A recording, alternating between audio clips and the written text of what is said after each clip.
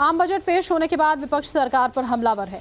विपक्ष ने संसद परिसर में खूब प्रोटेस्ट किया। बजट में विपक्ष शासित राज्यों के साथ अनदेखी के आरोपों में कितनी सच्चाई है, इसे लेकर टाइम्स नेटवर्क की group editor in chief Navika Kumar ने मनोहर लाल खट्टर से तीखे सवाल पूछे। लोकसभा में नेता विपक्ष बने राहुल गांधी को वो किस तरह से देखते हैं, इसके अलावा हरियाणा चुनाव को लेकर बीजेपी की क्या तैयारी है, तो आपको खट्टर का एक्सक्लूसिव इंटरव्यू दिखाते हैं। आज हमारे साथ जुड़ रहे हैं हरियाणा के पूर्व मुख्यमंत्री और आज मोदी 3.0 में केंद्रीय मंत्री union minister Manohar Lal ji, incharge of urban development as well as the infrastructure sector of power.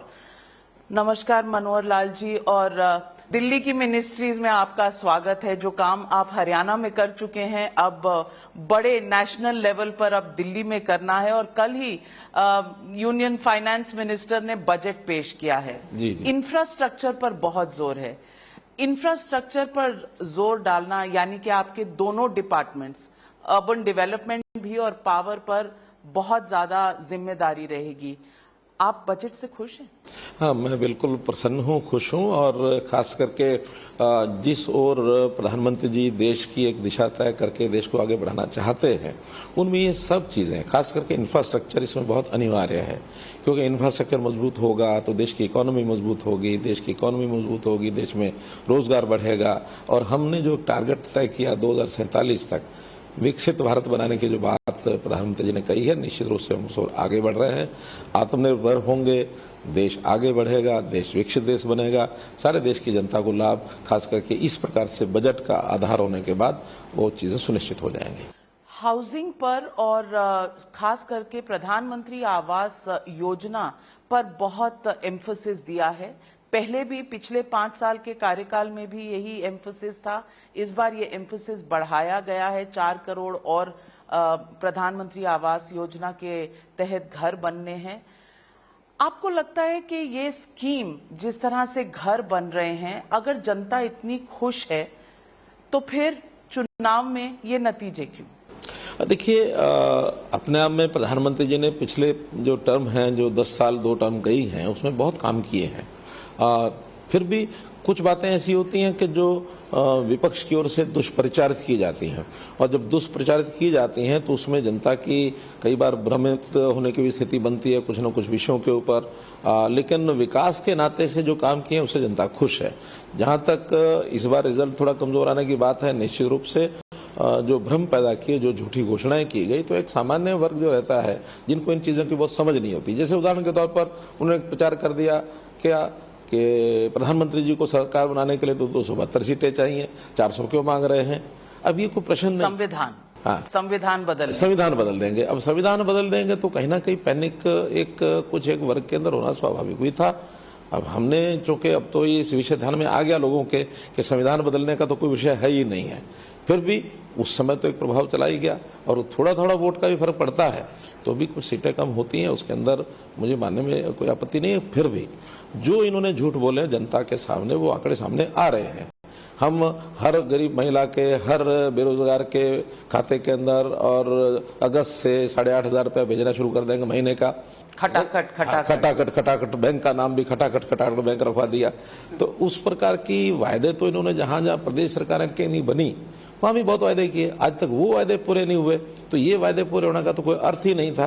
तो इसलिए जनता ने एक मैंडेट दिया, और उस मैंडेट में कम से कम इनका जो मैंडेट फ्रैक्चर्ड मैंडेट था जब इन्होंने सत्ता चलाई यूपीए की 2004 और 2009 में, उससे तो बढ़िया मैंडेट है। उस समय तो इनका अपना यानी यूपीए का भी मेजोरिटी नहीं थी, ये थर्ड फ्रंट को मिलाकर के अपनी मेजोरिटी बनाते रहे दोनों बार। कम से कम इस बार एनडीए की मेजोरिटी हमारी फुल मेजोरिटी है, 272 मेजोरिटी होती है, लेकिन 290 से ऊपर 292 सीटें हमारे पास हैं, तो इसलिए हमें कोई कठिनाई नहीं है। जनता ने एक मैंडेट दिया है और उस मैंडेट को हम स्वीकार करते हैं। इसीलिए शायद आप पर उंगलियां उठ रही हैं कि आपने बिहार और आंध्र प्रदेश पर बहुत मेहरबानी दिखाई है, लेकिन देश के बाकी राज्यों में आपने वो फंड्स नहीं दिए। ये भी एक कटाक्ष है जो विपक्ष आप पर लगा रहा है? नहीं, ऐसा नहीं है। जिस प्रदेश की जो आवश्यकता होती है उस आवश्यकता के हिसाब से बजट में कुछ विशेष प्रावधान किए जाते हैं। अन्यथा जो सामान्य जितनी भी तरह की योजनाएं हैं वो तो सारे देश में लागू होती हैं। आखिर कृषि के बारे में जो कहा गया है तो क्या सारे देश में लागू नहीं होगा? महिलाओं के उत्थान के बारे में जो बात कही गई है वो क्या सारे देश में लागू नहीं है? पर्टिकुलर कुछ बातों की चर्चा करके और हम ये कहें कि सारा बजट का फोकस उन्हीं प्रदेशों पर है, ये गलत है।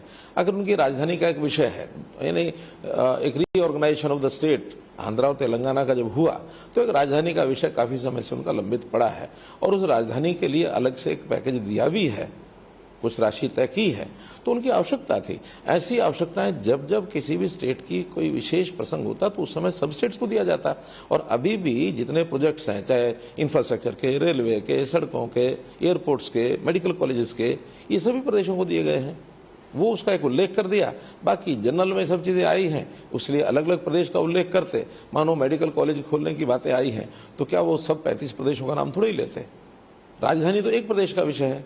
लेकिन आज भी पार्लियामेंट में, संसद में विपक्ष हो हल्ला तो कर ही रहा है इस मुद्दे को लेकर कि आपने बाकी राज्यों को तवज्जो नहीं दी एक तरफ, और दूसरा कह रहा है कि आपने उनके आइडिया चुरा लिए, कॉपी पेस्ट कर दिया अपने बजट में जो कांग्रेस के मैनिफेस्टो में था।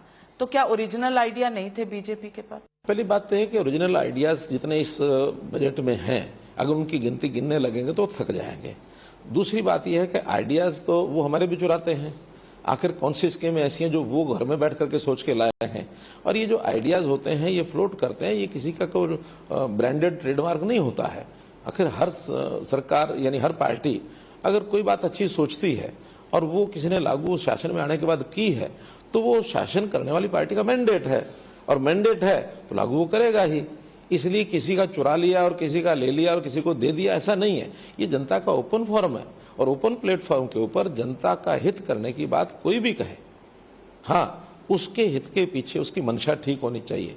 केवल वोट बैंक को लेने के लिए और वो हित करे तो वोट बैंक के आधार के ऊपर चुनाव जीतने के लिए कुछ करें, ऐसा तो नहीं है। कम से कम हमारे प्रधानमंत्री जी ने ऐसा कुछ नहीं किया। बिहार में तो आज चुनाव नहीं है, आंध्र प्रदेश में आज चुनाव नहीं है, ये चुनाव तो हो चुके हैं। आपको लगता है कि राहुल गांधी कुछ ज्यादा कड़क हो गए हैं जब से एलओपी बने हैं और जब से ये मैंडेट 99 तक पहुंचा है कांग्रेस का? वो घमंडी हो गए हैं, अहंकारी हो गए हैं, क्योंकि 99 का मैंडेट का मतलब एक बात की खुशी वो मना सकते हैं कि 2014 में वो कोई रिकॉग्नाइज्ड अपोजिशन पार्टी नहीं थी कांग्रेस। 2019 में भी वो रिकॉग्नाइज्ड पार्टी नहीं थी कि वो दोनों बार 54 संख्या जो मिनिमम चाहिए 55 संख्या उससे कम थे। इस बार पहली बार वो 55 पार करके 99 तक पहुंचे हैं, तो उस 99 में के फेर में आ गए और खुश हो गए। हम कहते हैं इस खुशी में लगातार खुश ऐसे ही होते रहे तो हमको उसकी आपत्ति नहीं है। 99 का फेर आपने सही कहा। मैं स्पेसिफिकली आपकी मिनिस्ट्री के बारे में कहूंगी। अर्बन डेवलपमेंट को 76,000 करोड़ यानी कि 76,000 करोड़ पहले आउटले था, अब ये 6,500 करोड़ बढ़ गया है। इतना जो फंड्स है इसका एम्प्लॉयमेंट पर क्या असर रहेगा? कंस्ट्रक्शन एक्टिविटी बढ़ेगी? एक स्मार्ट सिटीज का प्रोजेक्ट था, स्मार्ट सिटी तो कोई बड़ी नहीं लेकिन 100 ऐसी सिटीज फिर से इंफ्रास्ट्रक्चर के हिसाब से उनको रिवैम्प करने की बात हुई है, ये जमीन पर कैसे दिखे? देखिए, स्मार्ट सिटीज में भी क्योंकि सभी स्टेट्स को एक फंड एलोकेशन करने का उसमें प्रावधान है। स्मार्ट सिटी कौन सी होगी, उस स्मार्ट सिटी में क्या करेंगे, एक टेंटेटिव लिस्ट, सजेस्टिव लिस्ट होती है, उसमें ये काम आप कर सकते हैं। प्रोजेक्ट्स का जो चयन होता है स्टेट्स करती हैं, उसमें लगभग 8,000 से ज़्यादा प्रोजेक्ट्स ये कंप्लीट हुए हैं और उसको भी अभी कुछ बाकी बचे हुए हैं, तो आगे मार्च 25 तक उसके टाइम की एक्सटेंशन की गई है। स्मार्ट सिटी में टोटल सिटी को अमूलचूल परिवर्तन करना विषय नहीं होता, उसके अंदर यह कि 500 करोड़ रुपया केंद्र की ओर से मिलेगा, लेकिन उसका जो एक पैरेलल 500 करोड़ रुपया स्टेट को भी लगाना पड़ेगा। 1000 करोड़ से ऊपर अगर आप लगाएंगे तो जितना भी लगाएंगे वो स्टेट अपनी ओर से लगाएगी, पीपीपी में लगाकर प्रोजेक्ट बनाएंगे, कैसे बनाएंगे, लेकिन जो सिटीज बनी हैं उनमें उसका इम्पैक्ट दिखता है। और उसमें आगे अब 100 सिटीज में जो इंफ्रास्ट्रक्चर की बात कही गई है, उस इंफ्रास्ट्रक्चर के कारण से उन सिटीज में जो लिविंग कंडीशंस है वो बढ़िया हो, वहाँ पानी की व्यवस्था हो, वहाँ सीवरेज की व्यवस्था हो, वहाँ सफाई की व्यवस्था हो, तो ऐसे प्रोजेक्ट्स के लिए 100 शहरों का चयन अलग से किया गया है।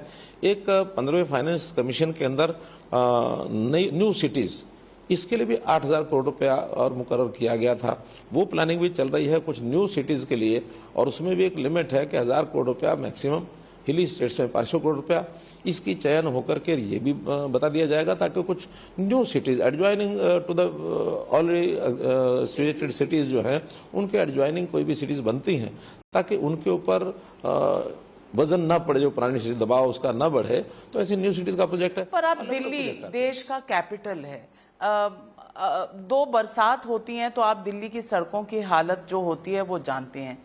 Where are the smart city? देखिए, where is the infrastructure? Delhi का विषय क्या है, ये हमारे जो शासन करने वाली यहाँ दिल्ली राज्य की जो सरकार है वो पॉलिटिकल गेम खेलती है। यहाँ की पूरी प्लानिंग, हालांकि मुझे तो बहुत कम समय हुआ है जो, लेकिन मोटी मोटी मेरी जो जानकारी है सब फाइलों में रखी है, और वो फाइलों के कारण से वो केंद्र प्रदेश सरकार उसको आगे ही नहीं बढ़ा रही है, क्योंकि कुछ ये सारी व्यवस्थाएं तो ईज ऑफ लिविंग के नाते जितनी भी पब्लिक जितनी फैसिलिटीज़ देनी होती हैं, सिविल एमिनिटीज़ के जो विषय होते हैं, वो सब स्टेट गवर्नमेंट के काम होते हैं। अगर स्टेट गवर्नमेंट उसको आगे बढ़ाती है और सेंट्रल गवर्नमेंट का ministry of urban local bodies यानी महुआ का जो उसमें रोल है वो जितना है वो पूरा करने के लिए तैयार हैं। मेरी आज सुबह एलजी साहब से बात हुई कि भी यहाँ के विषयों को ठीक करने के लिए क्या करना है, कहने लगे स्टेट गवर्नमेंट के लोग आगे आए तो हम कुछ करें ना। मनोहर लाल जी, इस बजट में मध्य वर्ग मिडिल क्लास पर टैक्स कम करने की एक कवायद हुई है, जिसमें 17,500 रुपए टैक्स कम भी हुआ सालाना, लेकिन दूसरी तरफ लॉन्ग टर्म कैपिटल गेन्स हो गया या इंडेक्सेशन का जो बेनिफिट मिलता था वो हटा दिया गया, जिससे अगर आप देखें तो जनता में थोड़ा आक्रोश है और वो सोशल मीडिया पर दिखता है। इस तरह के मीम्स चल रहे हैं कि ये सरकार देती कम है लेती ज्यादा है। ये जो चेंजेस हुए हैं लॉन्ग टर्म कैपिटल गेन्स पे और इंडेक्सेशन जो हटाया गया है, इसका रियल एस्टेट सेक्टर पर फर्क पड़ेगा? आपको लगता है वहां बिजनेस पर असर होगा? देखिए, चूंकि टैक्सेशन सारा विषय मिनिस्ट्री ऑफ फाइनेंस का होता है, अब कौन कौन से प्रावधान का क्या क्या असर होगा इसका अध्ययन कम से कम मीडिया में फीडबैक जो मिल रहा है वो ठीक है कि उस प्रकार की आवाज़ें आई हैं।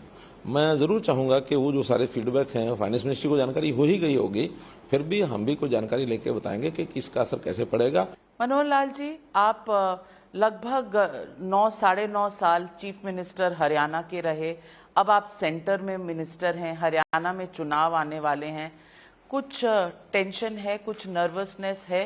क्योंकि इस वक्त लोगों का ये परसेप्शन है कि बीजेपी थोड़ा सा इस चुनाव के बाद बैकफुट पर है। हरियाणा के चुनाव को आप कैसे देखते हैं, और ये चुनाव शायद तय करेंगे बीजेपी का स्टॉक मार्केट वैल्यू या वोटर मार्केट वैल्यू में क्या रेट चल रहा है? कोई टेंशन? किसी प्रकार की टेंशन नहीं है, क्योंकि अब जो हमारे नए मुख्यमंत्री हैं बहुत मृदुभाषी, बहुत मिलनसार, बहुत लोगों की समस्याओं को सुनने वाले, करने वाले।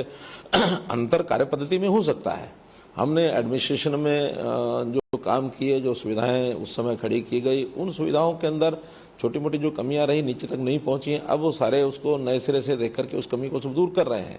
उसमें कहीं पंचायतों का मामला था, कहीं फैमिली आईडी का था, कहीं प्रॉपर्टी आईडी का था, लेकिन टेक्निकल चीज़ें थी। इन टेक्निकल चीज़ों को प्राय सब ठीक कर दिया गया है। भर्तियां भी जो हैं पूरी हो गई हैं, और भर्तियां भी इस 2 महीने में मुझे लगता है कि हम जितनी हुड्डा सरकार ने 9 साल में 9.5 साल में की, उतनी हमने 9.5 साल में उसे डबल कर दी है। तो और जितने अवसर प्राइवेट सेक्टर में निकले हैं, ये भी बड़ी संख्या में लगभग 50,000 करोड़ रुपया नया इन्वेस्टमेंट आया है, तो उसके अंदर 30 लाख लोगों को काम करने के अवसर मिले हैं। इसलिए किसी भी फ्रंट पर हरियाणा सरकार के नाते से कमजोर नहीं है। और Manohar Lal Khattar ji, happy as chief minister Haryana, और do you see more responsibility as a union minister? Manohar Lal का काम कर्म ही पूजा, कर्मण्येवाधिकार से माँ फलेषु कदाचन। कभी ये सोचा नहीं कि किस दायित्व और काम होगा, किस पर नहीं होगा। सन 1980 में एक छोटे शहर से सामाजिक कार्यकर्ता के नाते काम शुरू किया था, और उसके बाद फिर बढ़ते आज देश भर के काम में भी एक भूमिका मिली है, उसको मैं पूरा करूंगा। हम तो अपने कार्यकर्ताओं से या अपने अधिकारियों से एक बात सीखें, और कार्यकर्ताओं को भी बताते हैं, खुद भी उसका अमल करते हैं कि किसी भी कार्यकर्ता को अपने मनस्थिति बना के रखनी चाहिए। पीर बवर्ची भिश्ती खर, कोई भूमिका मिल जाए, काम करने का मानस हमारा वही जो आज से 40-45 साल पहले था वही आज है, और प्रभु करे जब तक काम करने की क्षमता शरीर में तब तक बना रहेगा।